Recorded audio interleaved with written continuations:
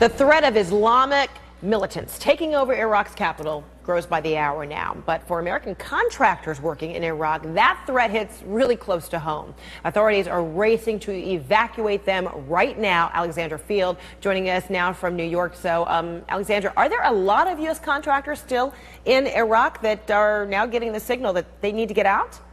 Freddie, the estimate is that there are about 1,500 U.S. contractors working in Iraq, but the group of contractors that we've been focused on this week are those who are working at this military base in Balad. These are the people who have been evacuated the most swiftly. Companies that have contracts with the U.S. government have been moving their employees out of that area. One of those contractors who was in Balad, Tony, he spoke to Anderson Cooper. He talked about being rushed from Balad after it came under fire from ISIS. Here's what he described. Local national security forces, they pretty much just dropped their weapons and walked off base.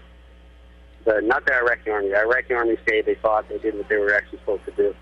But if it wasn't for the villages on our perimeter, you might not be talking to me right now, because the villages stood up and they helped out the Iraqi army tremendously. They can be very smart, and they can be very fast, and they can be very threatening. Back here at home, the families of these American contractors who are in Iraq obviously staying close to the news here, trying to make contact with their loved ones. We were able to speak to Tony's wife, who is in Texas. She talked about the very tense moments that she was experiencing as she waited for her husband to be evacuated from Balad. Here's what she said.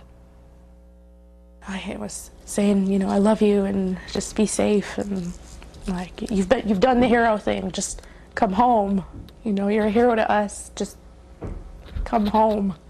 You know, they need a dad on Father's Day, like, be here. He had to get off, and I didn't hear from him the rest of the day. Normally I'll hear from him, like, early in the morning and then late at night. And I didn't hear anything, so I was worried.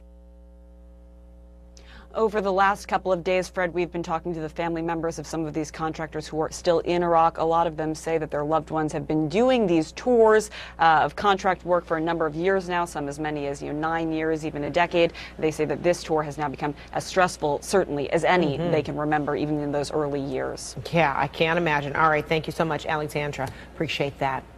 All right, hundreds of children crossing into the U.S. illegally every day, and most of them are from Central America. Some of them are all alone, no parents, no adults alongside them, and U.S. officials are struggling for a solution on how to care for them now.